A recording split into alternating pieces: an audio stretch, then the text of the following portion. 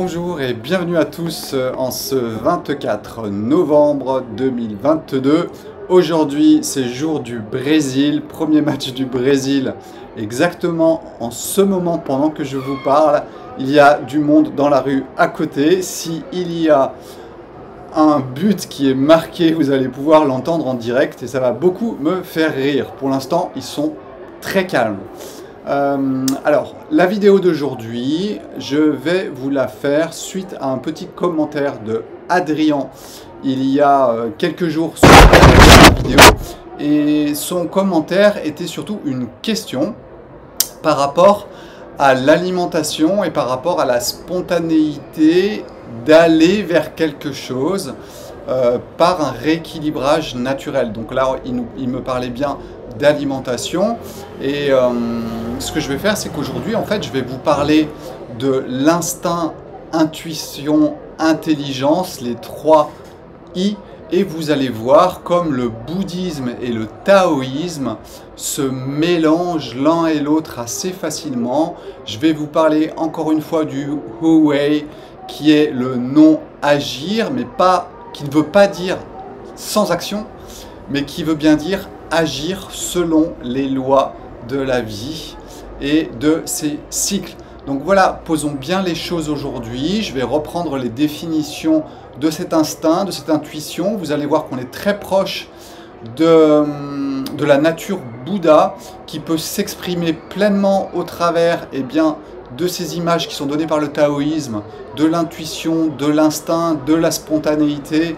Et ça va répondre un petit peu à toutes vos questions sur peut-être des choses beaucoup plus claires et détaillées de la vie et comment elle peut aussi se vivre. Alors les bouddhistes vous parleront de la nature Bouddha, les taoïstes vous parleront de la spontanéité et du Hui. Essayons de réunir tout ça aujourd'hui en un seul bloc.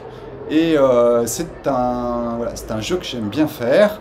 Vous êtes avec le temple bouddhiste Ajahn Cheda Praya. C'est un temple bouddhiste Dzogchen qui vous aide, qui partage une voie qui est la plus directe possible. C'est-à-dire qu'on ne va pas tourner pendant des lustres autour des questions. On va aller directement dans le vif du sujet et c'est ce que je vous propose encore aujourd'hui de faire suite à cette petite conférence que je vous fais en direct de Rio de Janeiro parce que je suis à Rio depuis maintenant 2 semaines et ma foi, je suis bien content d'être ici.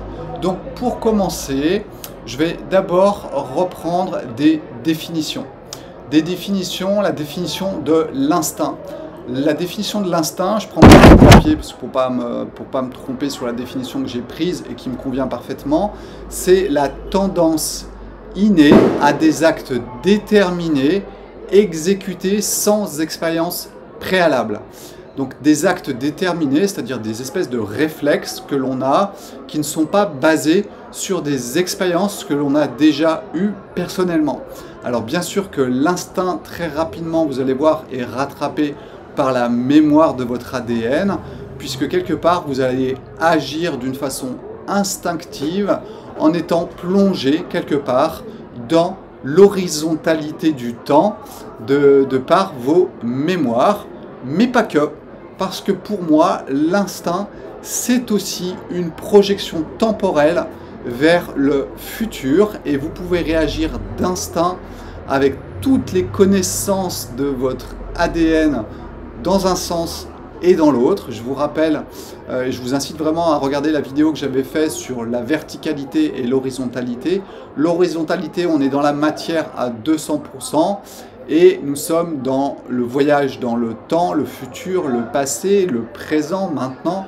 Et là, on parlera de spontanéité et surtout ce chemin vraiment qui est horizontal dans la matière. Eh bien, cet instinct, c'est quand vous êtes bien connecté, certains diront à vos ancêtres, mais moi je dirais aussi aux générations futures, à leur propre expérience, parce que tout s'exprime dans, je dirais, à mon avis, pas un temps qui est avec un avant et un après, mais un temps qui existe en permanence et qui tourne.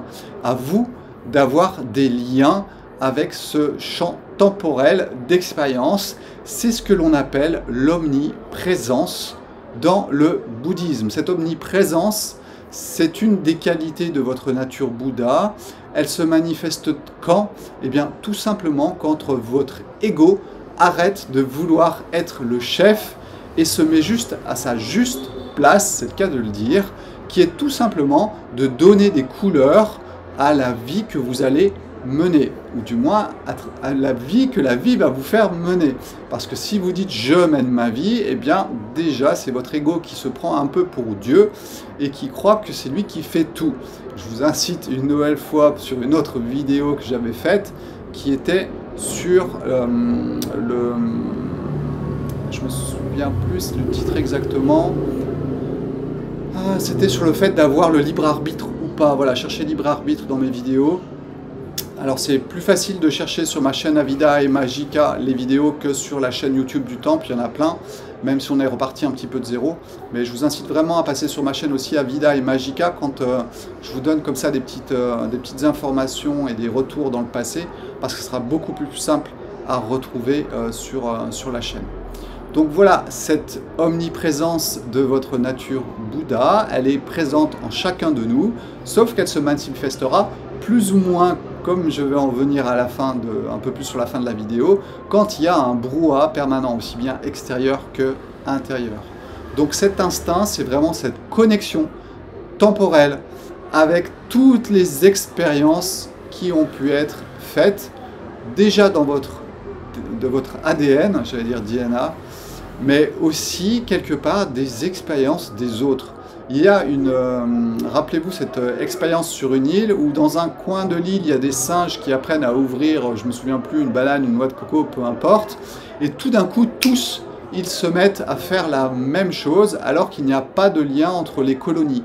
D'où cela vient-il? Eh bien, tout simplement de cet instinct temporel qui profite d'une expérience de l'un pour être transféré à l'autre, à distance, sans aucune, je dirais, copie conforme par la vision, mais par un autre sens que l'on pourrait appeler l'omniprésence, qui ne se limite pas à que ça. Hein. L'omniprésence, c'est aussi une projection à l'intérieur de quelque chose pour le ressentir pleinement et ne pas juste se limiter à nos simples sens. Donc voilà, cet instinct, c'est ça. C'est cette connexion à quelque chose et surtout à une expérience, qu'elle soit passée ou future. J'insiste parce que pour moi c'est important. Se limiter au passé, c'est se limiter à nos capacités et à mon avis nous pouvons aller beaucoup plus loin que ça. Donc voilà ce qu'est cet instinct. Instinct, intelligence. Intelligence, c'est quoi? C'est notre capacité à calculer quelque chose, à en prendre les pièces et à refaire le puzzle. C'est exactement ce que je vous raconte quand je vous parle de psychologie taoïste, de refaire le puzzle de la vie, sans jeter des pièces à droite ou à gauche. Et là, vous utilisez votre intelligence dans une forme de clarté. Et la clarté, nous sommes encore dans le bouddhisme, c'est aussi une des propriétés de la nature Bouddha, c'est de voir clair.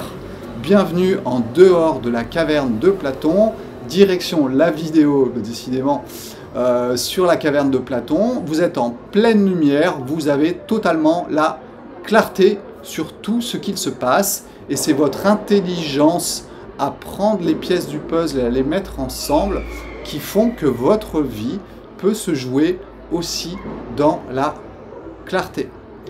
Intelligence, instinct, intuition, tout ça c'est le même bloc. L'intuition, c'est aussi cette capacité à voyager de par vous-même dans une projection temporelle, par exemple dans le futur, et de récupérer des informations de votre propre expérience ce coup-ci, de ce qui va se passer dans le futur. Donc vous voyez, l'instinct, c'est vraiment l'ensemble, je dirais, du dictionnaire des mémoires que vous pouvez capter dans un champ de données, à mon avis, plus ou moins restreint en fonction des capacités de certains.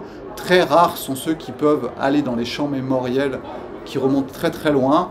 Pour moi, un champ mémoriel est fait pour vivre et disparaître. Donc à mon avis, nous avons accès à notre champ temporel et mémoriel sur 5 générations peut-être, et ensuite ça se dilue dans le temps parce que tout est fait pour disparaître. sauf certaines personnes qui pourraient avoir des capacités à voyager directement dans le temps, et là, j'avoue, pourquoi pas, c'est possible aussi, mais à mon avis, ce n'est pas fait pour tout le monde. Donc, enlevons ce côté-là, n'en faisons pas le monsieur tout le monde, parce que ça ne fonctionne pas comme ça. C'est comme ceux qui ne mangent plus et qui respirent le prana, etc.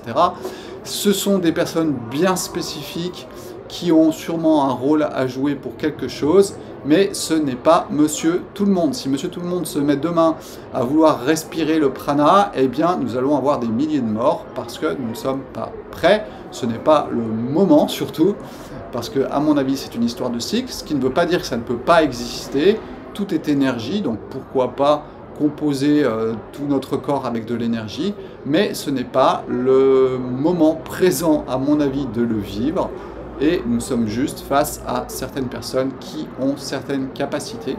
Mais restons-en là. Donc intelligence, instinct, intuition, voilà ce qui est intéressant de comprendre. Ce qu'il faut comprendre aussi, c'est que tout cela ne peut s'installer que s'il y a les conditions extérieures et intérieures requises. Donc quand Adrien me pose la question sur les capacités à manger un aliment pour équilibrer un organe, par exemple, qui est malade, eh bien, oui, sur le papier, c'est possible. Dans la vie en général, ça va être beaucoup plus compliqué. Pourquoi? Parce qu'il y a tout ce qui n'est pas de la nature Bouddha qui est présent. C'est-à-dire que nous sommes globalement, à mon avis, aujourd'hui, dans 90% d'ego complètement tordu et 10% de nature Bouddha et d'ego, on va dire, bien axé. Donc, ne nous leurrons pas, il est très difficile d'avoir un accès direct à tout cela, c'est-à-dire à votre nature Bouddha, qui va s'exprimer à travers la clarté, qui va s'exprimer à travers la compassion. Donc, je vous rappelle que la compassion, c'est quand même d'aimer l'autre, quel qu'il soit. Donc, observez bien ce qui se passe en vous et autour de vous, et vous me direz, eh ben oui Sébastien, tu as raison à 95%, je pense qu'il n'y a pas de compassion, ou très peu aujourd'hui. Il suffit de rester pendant quelques jours autour de quelqu'un et vous vous rendrez compte que la vraie compassion permanente, ma foi, n'existe pas, ce n'est pas l'heure de ce cycle-là, et il faut vraiment un grand voyage intérieur et extérieur pour en arriver à une grande compassion permanente. Donc, la clarté, la compassion, allez, je vous redonne toutes les capacités, pas les capacités, pardon, comment je dirais, les aptitudes de la nature Bouddha, la clarté, la compassion, la confiance. Si vous n'avez pas la foi en la vie, si vous n'avez pas la foi dans les cycles, et là, on va après basculer sur le Wu Wei, parce que c'est vraiment aussi un grand lien avec le bouddhisme. Si vous n'avez pas la foi, si vous n'avez pas la confiance en la vie, eh bien ça sera difficile d'avoir un accès correct à votre instinct, intelligence, intuition, et il faudra beaucoup plus de temps et de calme autour de vous pour que ça puisse vraiment arriver. Il y a aussi l'équanimité. Si vous êtes toujours sous les émotions, eh bien vous n'êtes pas en présence d'une nature Bouddha bien installée. Ça ne veut pas dire qu'elle n'existe pas, elle est bien là, mais elle n'est pas développée. Donc cette équanimité, c'est tout simplement le fait de rester équanime sans, je ne vais pas dire sans émotion, parce que ça serait ne pas vivre dans son corps tel qu'il a été créé, mais plus avec des émotions qui sont fluctuantes, mais très peu. Voilà, ça fait des petits hauts, des petits bas. Certains vont avoir des plus grands hauts, des plus grands bas, mais globalement parlant, à chaque fois, c'est un grand calme qui est en présence, et ça s'appelle l'équanimité. On a parlé de l'omniprésence, donc voilà, nous avons fait le tour de ces 5 qualités de nature Bouddha qui permettent à ce moment-là, à l'instinct, intelligence, intuition, d'être à 300% dans votre vie. Alors c'est possible, plus ou moins, voilà, ça va être une question pour chacun de plus ou moins, ça dépendra de votre vie, comment vous la vivez. Si vous la vivez tranquillement, plus dans votre nature Bouddha, en vivant avec les couleurs de votre ego, eh bien, vous risquez vraiment de sentir ça très très souvent. Et puis, si vous êtes en permanence en combat intérieur, dans le désir, dans la répulsion et dans donc une certaine forme d'ignorance, vous êtes dans la caverne de Platon. Et là, évidemment, c'est beaucoup plus compliqué d'être dans votre nature Bouddha, qui, elle, est libre et peut sortir de la caverne de façon très facile.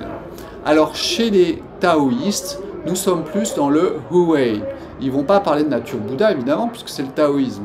La nature Bouddha est réservée au bouddhisme, mais vous allez voir que ces deux religions, ces deux philosophies d'Extrême-Orient sont vraiment très très proches. Le Wu-Wei est vraiment, pour moi, l'équivalent de la manifestation de la nature Bouddha pour le taoïsme. Le Wu-Wei, c'est le non-agir, c'est le non-mouvement, mais qui n'est pas un non-mouvement ni un non-agir. Je reprends toujours cet exemple d'une maman qui apprend à son fils à manger proprement, sauf qu'elle est tranquille, elle est très calme à l'intérieur d'elle, et elle va aider son fils à manger proprement, en lui poussant le ventre, en faisant attention à comment il tient sa fourchette. Et vous avez l'autre maman qui, elle, est complètement dans la caverne de Platon, qui a beaucoup de désir et beaucoup d'aversion, qui, elle, va utiliser la violence pour faire manger son fils proprement, en lui mettant des tapes sur la tête à chaque fois qu'il en fait tomber par terre. Donc vous voyez deux formes d'agir. Une forme d'agir dans le Wu-Wei, c'est-à-dire que vous êtes conscient, vous êtes dans la clarté, vous êtes dans l'omniprésence, vous pouvez même avoir l'intuition qui va faire tomber quelque chose et hop, attraper sa fourchette au bon moment. Et puis vous avez l'autre côté qui est l'action sous la pression de l'ego, donc dans la caverne de Platon. Et là, nous sommes bien dans de l'action de l'ego. Je vais dire tordu dans le sens où il n'est pas bien axé. Votre ego, votre nature d'ego peut vraiment être bien posé aussi et vous pouvez vous servir de vos couleurs. En fait, c'est comme si la nature Bouddha et la nature d'ego, normalement, sont les deux faces de la même pièce. Pour moi, taoïste, d'accord? C'est qu'une vision de Sébastien Lièvre que je vous donne. Et donc, les deux vivent ensemble en même temps. Elles peuvent être en construction ou en destruction. Si vous êtes vraiment en construction des deux côtés, eh bien, tout simplement, vous vivez votre nature de Sébastien Lièvre dans un format, je dirais, de grand calme, du moins le plus souvent possible. Je n'ai pas dit que j'étais parfait, hein, loin de là, mais surtout c'est ce calme qui est à l'intérieur de vous, qui est bien posé.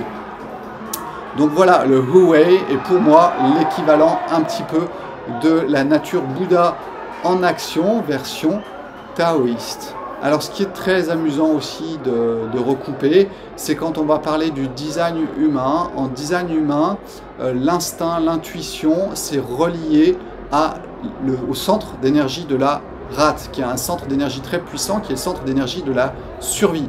Ce centre d'énergie, il peut être soit on, soit off, soit en émission, soit en réception. Donc c'est pour ça qu'il y a encore ce côté yin-yang dans le design humain qui est intéressant. Et ce centre de la rate, c'est donc toutes vos mémoires de votre instinct. Et ce qui fait que quand vous avez ce centre-là qui est défini, vous rentrez dans une pièce, vous pouvez avoir les bonnes sensations de ce qui s'y passe, du danger qu'il pourrait y avoir. Mais cela demande un grand calme. Pourquoi ? Parce que la forme de l'instinct est quelque chose de très très fin. C'est pas quelque chose comme une grande lumière qui s'affiche, c'est pas quelque chose comme quelque chose qui fait du grand bruit. L'instinct, intuition demande un grand calme et c'est vraiment ce que je répète lorsque je fais le design des personnes, c'est que pour ces personnes-là qui ont ce centre bien défini, eh bien ça leur demande, pour bien en profiter, d'écouter cette petite voix qui va parler une fois et qui va parler tout doucement, et donc qui va demander un grand calme, mais ça peut être d'une grande utilité pour se sortir de problématiques de façon assez spontanée. Ceux qui n'ont pas ce centre-là défini sont non pas des émetteurs, mais des récepteurs, et donc ils vont recevoir les informations de peur de tous les autres qui sont autour, mais eux-mêmes ne savent pas si ce sont les leurs, celles des autres, et du coup, ils sont plus aptes, effectivement, à expérimenter, je dirais, des endroits un peu plus incongrus, tout simplement parce qu'ils n'ont pas ce centre-là en émetteur puissant, mais plutôt en récepteur d'informations qui, à terme, bien sûr, va leur donner une connaissance de la survie très très large. Donc au terme de l'expérience, bien sûr, qui dit expérience, dit expérimentation. Donc vous avez des personnes qui n'ont pas besoin, ou du moins qui ne fonctionnent pas dans une expérimentation de la survie par l'expérience, mais juste par ce qu'elles sont dans leur réception, ou du moins dans leur émission de leur propre lien à la survie à l'intérieur. Donc voilà, ça c'était un petit aparté pour vous parler de la rate et du pancréas, parce que c'est le couple aussi que l'on retrouve en médecine traditionnelle chinoise, c'est ce couple aussi qui est relié à la terre. Et là vous voyez que tous s'imbriquent les uns dans les autres, la terre, l'expérience humaine, les mémoires, et tout cela fait partie de la voie du Tao notamment, et tout simplement de la connaissance de la vie et de ses mécanismes.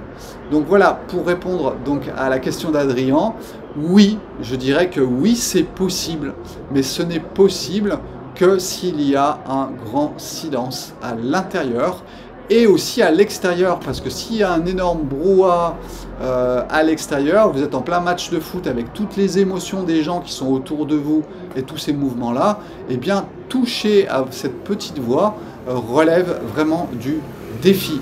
Donc oui Adrien, c'est possible, mais je pense que c'est très difficile en ce moment d'avoir un accès direct à cet instinct, intuition sur par exemple le choix des aliments.